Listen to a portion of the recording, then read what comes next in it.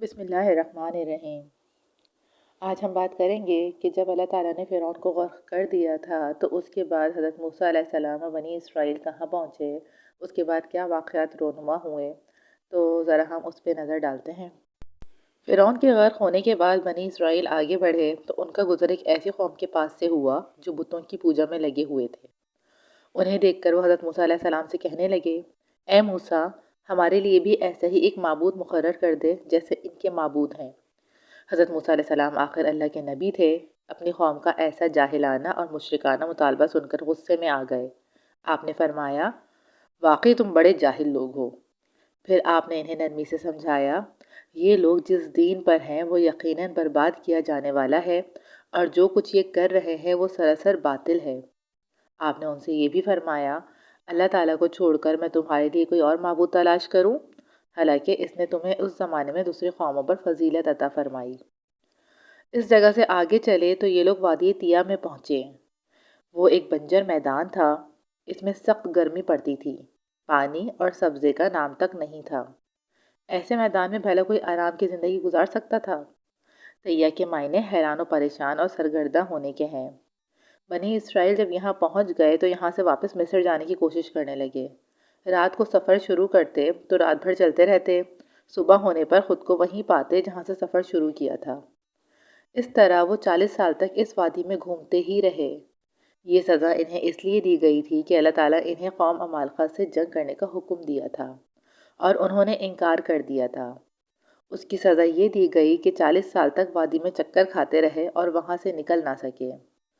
آخر قوم چلا اٹھی اور کہنے لگی، اے موسیٰ، آپ نے تو ہمیں مصر کے پختہ مکانوں سے نکال کر اس میدان میں لا کر ڈال دیا۔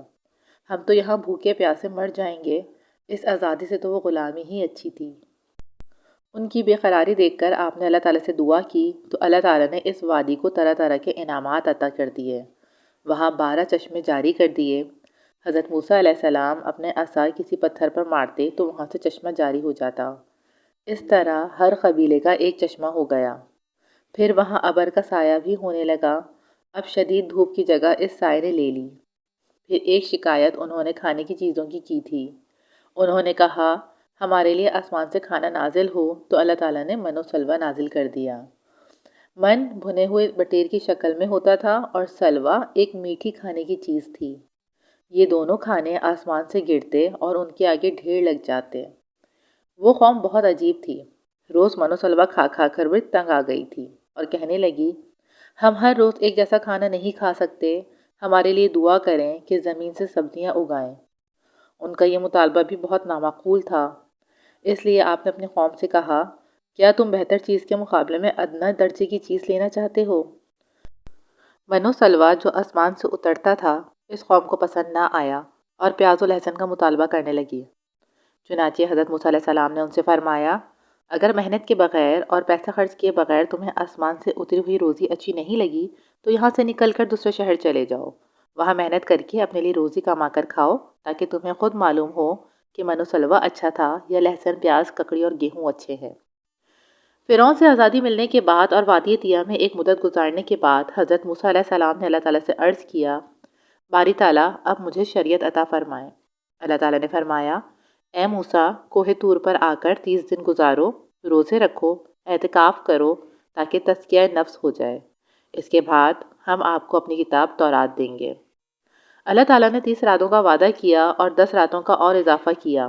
اس طرح حضرت موسیٰ علیہ السلام نے کوہ طور پر 40 دن گزارے۔ 10 دن کے اضافے کا سبب علماء نے یہ لکھا ہے کہ حضرت موسیٰ علیہ السلام نے ایک دن مسواک کر لی۔ اللہ تعالیٰ کو روزے دار کے منہ کی بو چونکہ مشک سے زیادہ پسند ہے، اس لیے اللہ تعالیٰ کی طرف سے حکم ہوا، اب 10 روزے اور رکھ کر 40 پورے کرو۔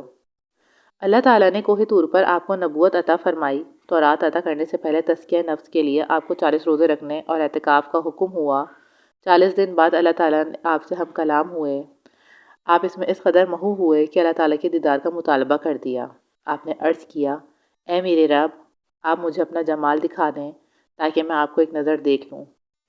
اللہ تعالیٰ نے فرمایا، آپ مجھے ہرگز نہیں دیکھ سکتے، مگر ہاں اس پہاڑ کی طرف دیکھتے رہیے، اگر یہ پہاڑ اپنی جگہ قائم رہ گیا تو پھر آپ مجھے دیکھ سکیں گے۔ پھر اللہ تعالیٰ نے پہاڑ پر اپنی تجلی فرمائی۔ اللہ تعالیٰ کی تجلی نے پہاڑ کو ریزہ ریزہ کر دیا۔ حضرت موسیٰ علیہ السلام غش کھا کر گر پڑے۔ آپ ہوش میں آئے تو عرض کیا، باری تعالیٰ، آپ کی ذات پاک ہے، میں آپ کی خدمت میں معذرت کرتا ہوں اور میں سب سے پہلے ایمان لانے والا ہوں۔ مطلب یہ تھا کہ دیدار کی درخواست کر کے میں نے خطا کی، میں اس سے توبہ کرتا ہوں اور اب میں جان چکا ہوں کہ دنیا میں آپ کا دیدار انسان کے لیے اپنی ظاہری آنکھ سے بہت مشکل ہے۔ اس معذرت کے بعد اللہ تعالیٰ نے آپ پر انعام فرمایا اور بنی اسرائیل کے لیے تورات عطا فرمائی۔ اللہ تعالیٰ نے آپ سے فرمایا، اے موسیٰ، میں نے آپ کو اپنی رسالت کے لیے اور اپنی ہم کلامی کے لیے تمام لوگوں کی نسبت ایک خاص مقام عطا فرمایا ہے، بس جو کچھ میں نے آپ کو عطا کیا ہے اسے حاصل کر لیں اور شکر کرتے رہیں۔ اس کے بعد اللہ تعالیٰ نے تورات کے بارے میں ارشاد فرمایا، ہم نے چند تختیوں پر ہر قسم کی نصیحت اور ضروری چیزوں کی تفصیل موسیٰ علیہ السلام کو لکھ کر دی اور کہا، اے موسیٰ، ان تختیوں یعنی تورات کو پورے عزم کے ساتھ سنبھال کر رکھ اور اپنی قوم کو حکم دے کہ اس کے بہترین احکام پر قائم رہیں، میں ان قریب تمہیں نافرمانی کرنے والوں کا گھر دکھاؤں گا۔ اس طرح حضرت موسیٰ علیہ السلام کو اللہ تعالیٰ کی کتاب مل گئی، تورات مل گئی۔ اس کے آگے یہ کیا واقعات تھے، ان کی قوم کس گناہ میں پڑی، اس کے بارے میں آگے بات کریں گے۔ اللہ حافظ۔